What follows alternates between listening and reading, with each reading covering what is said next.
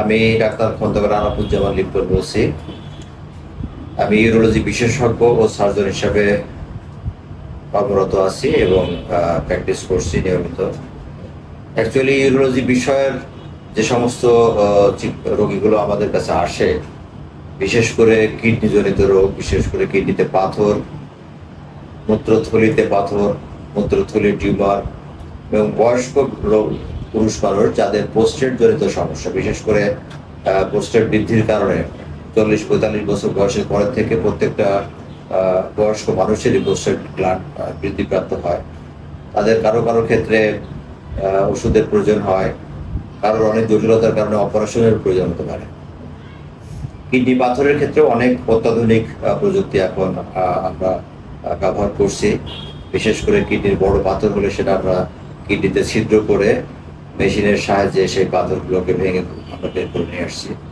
অনেক সময় লেজার প্রযুক্তির মাধ্যমে প্রস্রাবের নালী দিয়ে আমরা কিডনিতে গিয়ে ফ্লেক্সিবল ইউরেট্রোস্কোপ, একটা অত্যাধুনিক এন্ডোস্কোপ মেশিন, সেটার সাহায্যে পাথর ডিটেকশন দেখে আমরা লেজারের মাধ্যমে পাথরটাকে ফ্র্যাগমেন্টেশন করে সেটাকে আমরা চিকিৎসা করতে পারি।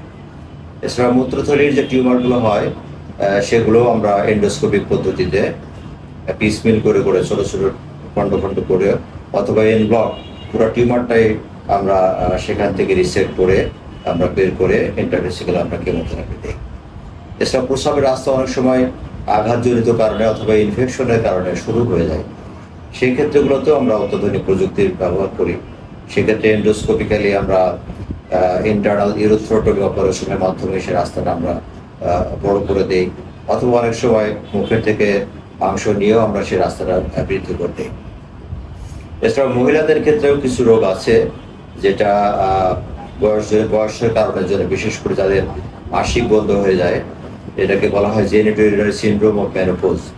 তাদের ক্ষেত্রে প্রস্রাব রাস্তা অনেক সময় সরু হয়ে আসে, শরীরে বিভিন্ন উপসর্গ দেখা যায়, সেই ক্ষেত্রগুলোতে অ্যাট্রোফিক ইউরেথ্রাইটিস ডেভেলপ করে। তাদের ক্ষেত্রে অনেক সময় স্ট্রোজেন, কনজুগেটেড স্ট্রোজেন আমরা ইউজ করি।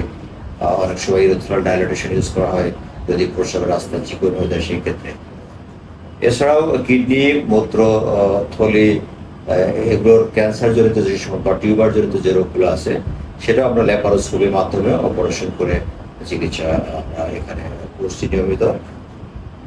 এছাড়াও পুরুষদের যাদের যৌন দুর্বলতা বা যৌন অক্ষমতা রয়েছে এবং বন্ধ্যাত্ব রয়েছে, সেই ক্ষেত্রগুলোতেও আমরা অত্যাধুনিক প্রযুক্তির মাধ্যমে সমস্ত পরীক্ষা নিরীক্ষা করে তাদেরকে উন্নত সেবা আমরা দিয়ে থাকি। আমি প্রতি শুক্রবার সকাল 9টা থেকে বিকাল 5টা পর্যন্ত কুষ্টিয়াতে অবস্থিত স্বনামধন্য প্রতিষ্ঠান সনো ডায়াগনস্টিক সেন্টার লিমিটেড এবং সনো হসপিটাল লিমিটেড, সেখানে আমি নিয়মিত রোগী দেখছি এবং নিয়মিত অপারেশন করছি।